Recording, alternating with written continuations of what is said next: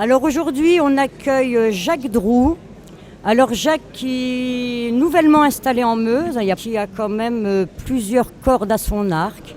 Alors la présentation elle est simple, c'est-à-dire que j'ai commencé par une école d'audiovisuel en fait à Paris qui m'a amené petit à petit à la photo. Donc ensuite j'ai fait une école de photo et puis j'ai principalement commencé à faire quelques expositions. Donc au fur et à mesure, les choses ont évolué. Et puis là, à partir vraiment de 2004, je me suis vraiment lancé, on va dire, vraiment dans la photo, on va dire à 100%. Et puis ensuite, j'ai poursuivi mon aventure. Et puis vous allez voir maintenant les extraits en fait, des nouvelles collections en fait, que je viens de sortir. Alors mon travail de photographe, en fait, c'est principalement un travail de mélange et de superposition d'images. Donc soit je travaille avec des modèles, soit je travaille avec des sujets abstraits. Et ensuite je mélange tout ça pour arriver à ce que vous voyez aujourd'hui, quoi. Alors en fait, je travaille avec des modèles professionnels. Donc je fais déjà la prise de vue avec les modèles et ensuite j'ai d'autres images qui sont de la matière et que je viens mélanger, que je viens superposer en fait à cette image. Alors là il y a tout un travail de longue haleine, on va dire, pour arriver au résultat. Ça prend des heures. Et puis après ça, on arrive à ça. Alors il y en a quelques-unes qui sont encadrées parce que je trouvais que le cadre apportait un plus à l'image. Vraiment de la retouche, c'est-à-dire que c'est vraiment un travail uniquement de superposition d'images.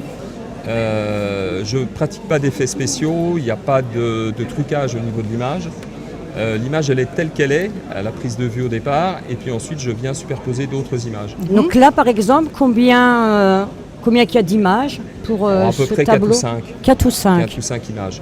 Alors toute la subtilité réside dans le dosage, en fait, dans le bon dosage en fait, de l'image, pour lui garder sa transparence et garder sa profondeur en fait. Alors celle-ci elle est vraiment toute petite, c'est un tout petit format, c'est un format 20 par 20. Donc là j'ai travaillé sur l'image de la rose, avec je ne sais pas si on pourra le voir, avec le texte en fait de Ronsard, en illustration, donc, qui se trouve en bas à droite, de l'image, quoi. Donc là, toujours pareil, un travail par mélange et superposition d'images, quoi. Alors au départ, pardon. Excuse-moi, là par contre, c'est un support différent. Encore. Là, j'ai adapté donc, le support, support, puisque c'est un support sur toile, donc un petit peu comme les photos un petit peu à l'ancienne. Là, petit à petit, les choses ont évolué, donc j'ai cherché à chaque fois d'autres supports vraiment adaptés à l'image, en fait. À chaque fois, c'était un choix volontaire en fait du support.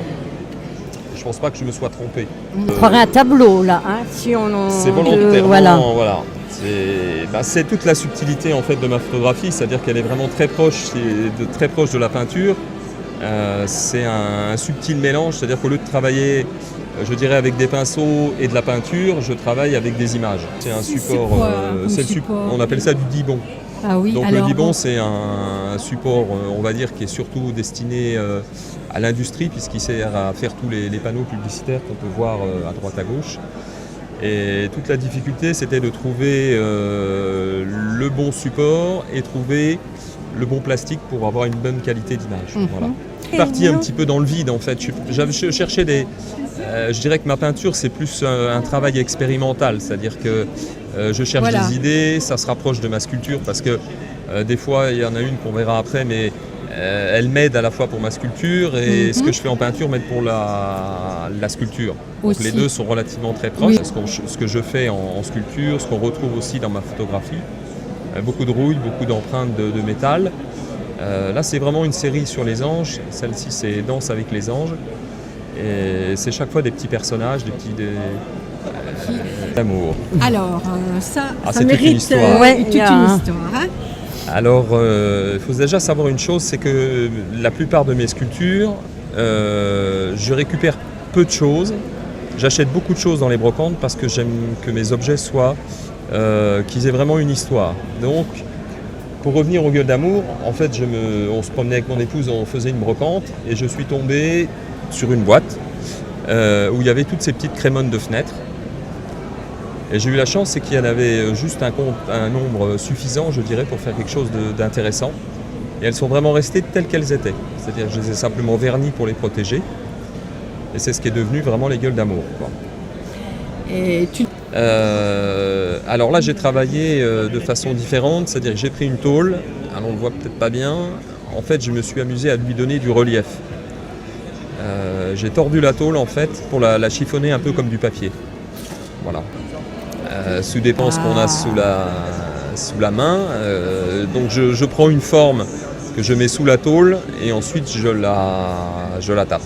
Et tu passes un produit, quelque chose après ou c'est, Après, oui, il y a un petit secret de ouais, fabrication, ouais, des travail Un des petit petits secret produits, parce que- oui, le tordre, de le chiffonner. Ça se chiffonne assez bien à la main, ça va. Et donc, Ça va. quand tu chiffonnes, tu sais ce que tu chiffonnes ou J'essaye. ça vient... Ah oui, J'essaye, d'accord. oui. Tu pars avec J'essaie une de idée, contrôler Oui, le parce que chiffonnage. là, on voit Chiffonnage. nettement